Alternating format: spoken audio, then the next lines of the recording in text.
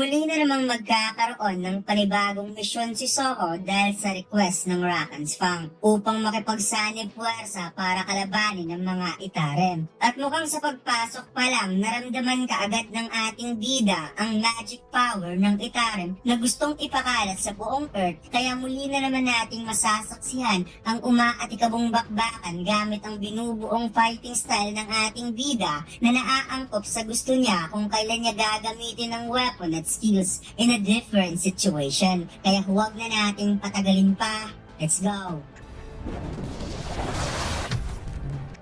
Nagsimula ang chapter na ito kung saan napatanong ang manager ng Black Tortoise Guild sa kanyang staff kung nag-reply na ba si Soho sa kanilang invitation. Alam niya na ang isang Irong hunter ay nangangarap talagang makapasok sa malaking guilds kagaya ng Black Tortoise. Ngunit parang malungkot ang staff dahil nag-decline daw si Soho sa kanilang offer. Kaya hindi makapaniwala ang manager kung paanong nagawang matanggihan ng isang E-rank ang Black Tortoise Guild at nagtataka kung may katuturan ba ang isang E-rank na mag-refuse sa offer ng malaking guilds kagaya nila.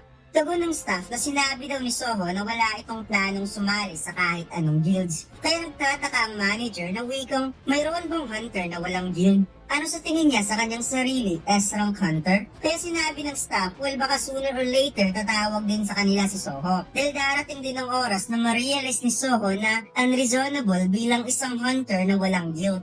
Pagkatapos, lumipat ang eksena kay Soho na napabuntong hininga at tingin ng tingin sa kanyang cellphone. Sinabi niya na nagkaroon siya ng napakaraming offers galing sa iba't ibang guilds pagkatapos siyang makabalik galing sa dungeon. Sinabi ni Vero na ang ibig lang sabihin nito ay maraming mga tao na gustong kinabangan ang talento ng young monarch. Subalit wika ni Soho, lahat ng guilds na gusto siyang makuha ay uupahan lamang siya bilang kolektor o di kaya porter. Kaya nagtataka talaga siya kung bakit napakadami naman nila at bigla na lang nagsusulputan. At mukhang hindi pa alam ni Soho na unti-unti na siyang sumikat. Umupo ang ating bida sa sopa at sinabi na kung papasok naman siya sa guild ay magiging hadlang lamang ito sa growth ng kanyang pag-level up. Kaya hindi niya na kailangang sumali pa sa guild. At narealize niya na hindi pa pala tapos ang conversation nila ng Rakans Fang Swords. Kaya nagkaroon ng kaunting flashback nung sinabi niya sa espada na kung pwede sana, gagawa sila ng United Front sa pagitan ng Shadow at Fang. Naisip ng espada kung anong meron sa batang ito. Bakit napakadali nitong sabihin ng mga nakakatawang bagay. However, kung ang Shadow ay kanyang magiging kakampi at hindi isang kalaban, ay magiging ayos ang lahat. Subalit bibigyan niya ito ng isang kondisyon. Sinabi niya kay Soho na tatanggapin niya ang offer nito basta dalhin siya sa iba't ibang sanctuary ng Monarch of Fang. Pagkatapos, bumalik ang eksena kung saan tinatanong ni Soho kung alam ba ng Rakans Fang kung paano makapunta sa ibang sanctuary ng Monarch of Fang. Naayon pa ng espada, ito ang sanctuary ng kanyang monarch. Kaya alam niya kung paano hanapin ang lokasyon nito gaano man kalayo. Nararamdaman daw niya ang gates papunta sa sanctuary kahit ito ay matagal nang nawala at probably ito ang tinatawag ng mga tao na dungeon break. Kaya naisip ng ating bida na ang ibig bang sabihin nito ang sanctuary na tinutukoy ng Rakans Fang ay naging isang field type of dungeon. Pagkatapos, pinakita ang isang lugar na napuno ng napakaraming monster at lumalabas ng lugar na ito ay matagal nang ibinando na dahil sa nangyaring dungeon break at ngayon nagiging tirahan na ito ng mga kakaibang klaseng monster. Nagpaalam si Soho sa kanyang uncle na lalabas lang siya ng saglit at huwag na siyang hanapin pa. Kaya maya-maya handa na ang ating mga bida para pumunta sa sanctuary. At may kasama na nga itong si Soho mga lod sa paglalakbay, dalawang magkaibang nilalang na nagsasalita.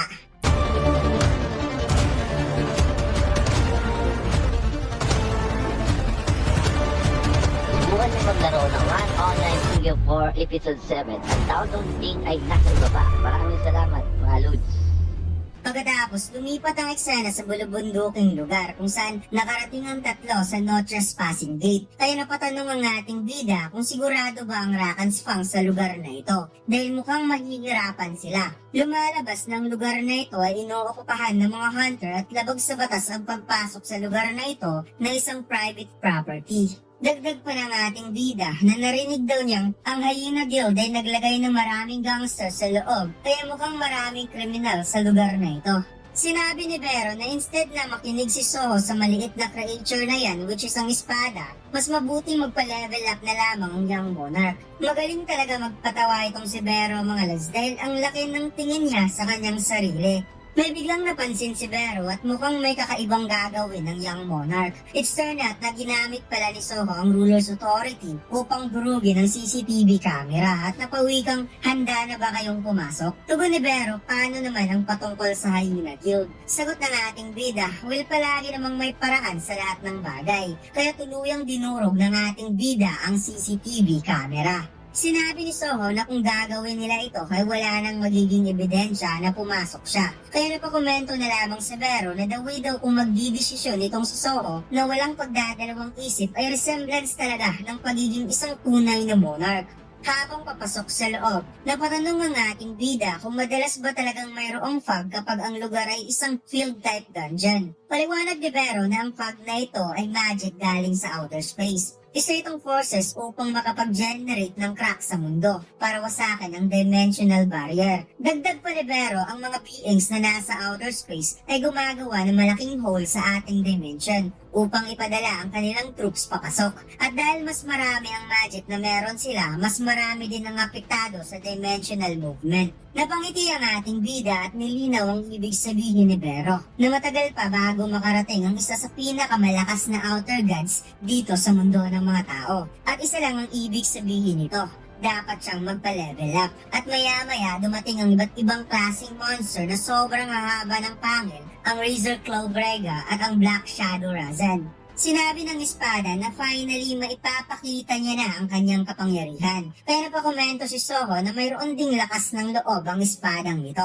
Subalit hindi niya ito gagamitin as a weapon. Kaya napagwat ang espada. Paliwanag ni Soho na nakapag-desisyon siya na makikipaglaban lang siya gamit ang hand-to-hand quarter combat at practicein ang sarili niyang fighting style. Gusto lang naman niyang i-familiarize sa mga basics na naranasan niyang tutorial. At mukhang inihahambing ni Soho sa isang tutorial game ang naranasan niyang laban noon nung umakyat siya sa Demon Castle at sa huli nakalaban niya ang kanyang ama. Basag ang mukha ng Razor Claw nang tinamaan ito ng uppercut ni Soho. At habang sinisipa ang Black Shadow Razan, ginamit niya ang Ruler's Authority upang kontrolin ng Rakan's Fang at nagsagawa ng long range attack na makikitang direkta niya itong ibinaon sa sikmura sa isa pang monster na paatake sa kanya. Sinabi ng ating bida na gagamitin niya ang Ruler's Authority for long range attack para pang suporta. At dito muli niyang hinawakan pabalik ang Rakan's Fang pagkatapos inactivate ang Storm Slash na makikitang gumawa ang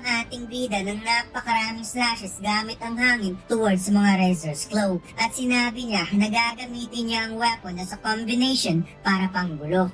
Pagkatapos, itinuon ni Soho ang kanyang kamay upang mag-merge sa kanyang braso ang Steel Fang Lycan Gunlet. Sinabi ni Soho na na-obtain niya ang tool na ito dahil sa Shadow Extraction, na parang Steel Fang Lycan Shadow Soldier at tuluyan niya ng naging isang tool at nalalagay niya sa inventory, kaya pala siguro ito ang dahilan kung bakit wala siyang Shadow Storage. Dahil kaya naman niyang baguhin itong weapon ng mga Shadow Soldier at doon niya ilalagay sa inventory. Tugon ng ating bida na ito ang kanyang fighting style. Kaya parang kinilig itong si Vero habang tinitingnan ng young monarch na mayroong outstanding power. At narealize ng espada na ito pala ang kapangyarihan ng isang taong nanggaling sa Shadow Monarch bloodline. Dagdag pa ng espada na kapag mas marami ang kalaban, mas tumatagal ang laban. At nakakapag-level up lang ang young monarch sa napapatay nito. Kaya na-realize niya na matatalo na ata tayo sa digmaan. Nagsagawa ng Shadow Extraction si Soho at bumilib ito sa kanyang sarili na kaya niya nang i-handle ang 5 Shadow Soldier matapos niyang pataasin ng kanyang intelligence stats. Subalit na pakomento si Vero na wala pa yan sa kalingkingan ng 10 million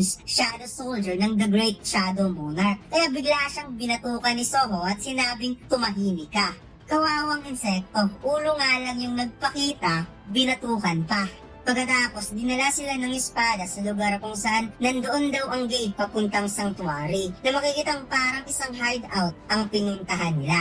Nakita ni Soho ang mga tumatambay sa labas upang manigarilyo at magkwentuhan. Kaya hindi siya makapaniwala na mayroon pang tao kahit napakalalim na ng gabi. At nabakomento naman si Vero na ito yung mga tao na ginagawa lang nila kung ano ang gusto nila sa buhay. Subalit napatanong si Soho kung bakit pa sila nandito ng mga ganitong oras dahil mas maganda ang mag-subjugate ng mga magic beast kapag may araw. Biglang dumating ang isang armored truck at binuksan ng mga hunter ang gate kung saan nagulat ang ating bida dahil nakita niyang lumabas ang 3 hostage sa loob ng truck, 2 lalaki at 1 babae. Nakita ng ating bida na hinawakan ng hunter ang mukha ng babae habang ito ay napaluha sa sobrang takot. Kaya sinabi ni Soho na mukhang isang human trafficking ata ang nakikita ko. Sagot ni Vero, parang ganun na nga. Kaya binalaan ni Vero sa Soho na ang lugar na ito ay isang private property kaya trespassing sila dito. At mas mabuting wala silang gagawin subalit nagulat ang dalawa dahil biglang nawala si Soho sa kanilang tabi kaya napa-owat ang espada dahil pumunta na pala ang ating bida.